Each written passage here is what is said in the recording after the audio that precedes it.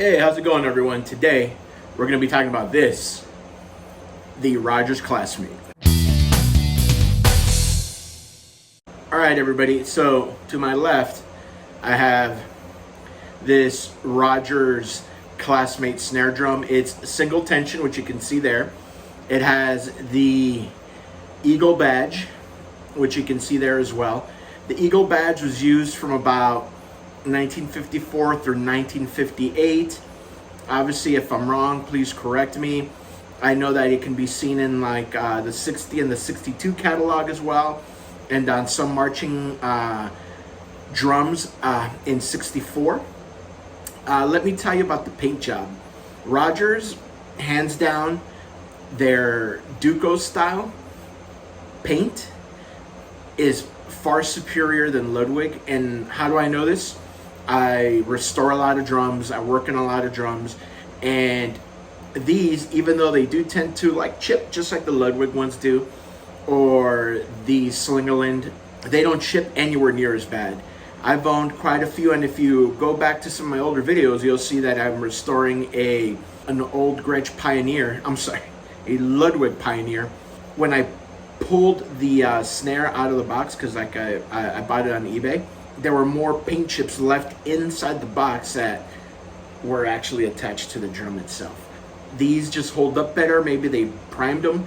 I honestly, in my time restoring drums, Ludwig drums, I don't think they primed them. I honestly feel like they just shot the paint right onto the shell because it just peels off. These, it just lasts longer. They look better. The paint looks healthier on there, so it's almost like they actually might have primed them. There's not much information on these out there. They are single tension. Like I said, it is a single flange tube, which I really dig. I'm the house drummer for a bar in Pasadena, and they I use these a lot. They're the single flange tubes with the smaller snares. They just, they don't take up a lot of space. They're easy to carry. They're not as obnoxiously loud as, like, let's say Ludwig, Supra. Easy to tune. I thought it was going to be a lot harder. You tune the top, and then as you tune, it just tightens down here, so it makes your job a little bit easier. I am running the Pure Sound snare wires. If you look on the inside, it is gray, and it is a Rogers Classmate snare. You can see the little tag right there. The serial number is 6035. It says Cleveland, Ohio. So the bearing edges are in great shape. I think this drum was ignored a lot. It's very light. It's 3-ply Jasper shell, like anything coming out of the Rogers factory in that time frame. One of the things that I do want to tell you guys about is not only is it lightweight, but this really crude throw off works really, really well. It's about as basic as it gets, and it does the job just fine. Thread, or you tighten it, and then it causes the screw to either go up or down, which in turn loosens or tightens the snare wires. So it does a job, it does it well. Everything on this drum is original, which is pretty cool, which once again tells me that somebody bought it a long time ago and probably just abandoned it. I will be playing it for you guys because I know a lot of you guys want me to play them, so from now on I will be doing a very short demo. I don't know if I've said this before, but with doing demos on YouTube, I know you guys like them. I kind of like them too. But the fact of the matter is, after it gets compressed during the recording, and then it gets compressed when it's being uploaded, and then the way that YouTube compresses it as it's streaming, the sound is just not accurate. But I will do what you guys want, and I will be playing them. On these, I like using Aquarian, which is my favorite drum head. It looks old school, and the guys at Pro Drum got me on them, and I stuck with them. One of the big reasons why I like this drum has to do with the fact that, let me show you this one. I bought, and I've done a video on this one, my last video, I believe, or one of my last videos was on this Ludwig version of the Piccolo. Both of these are like essentially piccolos. This one, which is a lot more desirable and a lot more collectible, is a lot more of a pain in the ass to own. If you watch the video that I posted before, you'll see why. But I will give you a hint. These lugs that you see here, right? When you loosen them, obviously the tension rod is going to come out the washer, and in this case, the swivel nut falls out of the bottom right there. Okay, so it just makes it tougher because you got to make sure you don't lose them. Just one more thing that you got to keep track of. So that, and it, you know, I did mention in the videos, this P84 is notorious for getting in the way of the rim, so you end up having to space them. As you can plainly see there, I've spaced it with washers. Otherwise, it just continuously chafes the rim, which over time ruins the structural integrity of these shells. Well, not the shell, but the rim or the brass P84. So therefore, you have to space them out. It does hold its tune, it does play, but if I had to take one to a gig, I will gladly take the little Rogers student snare over this jazz combo.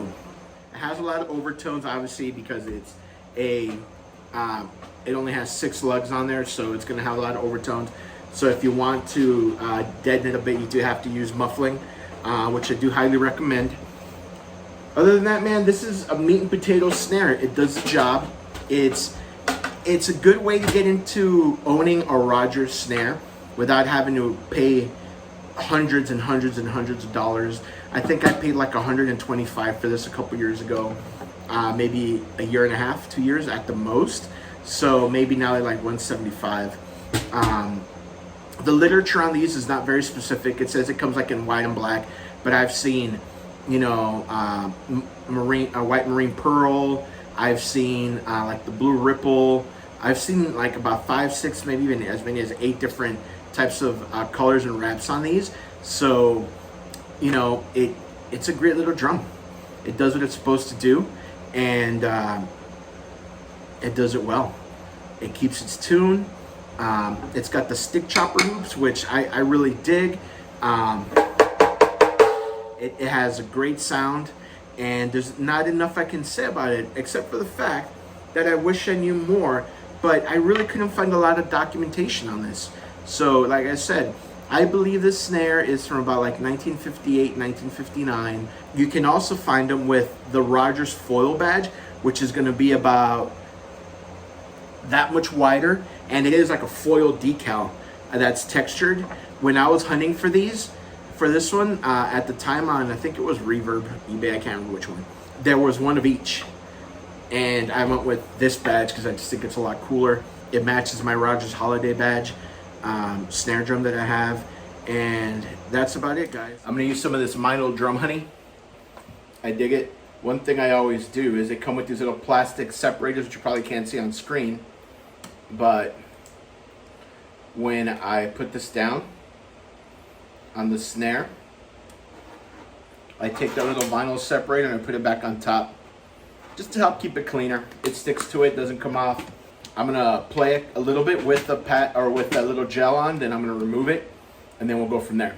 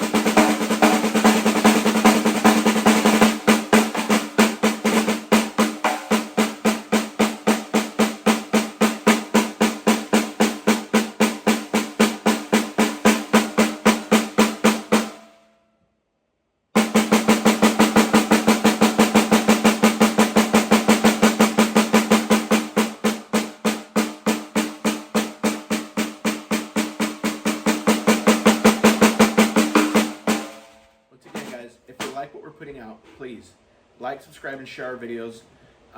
We're trying to do our best to make sure that the content we put out is what you guys want to see.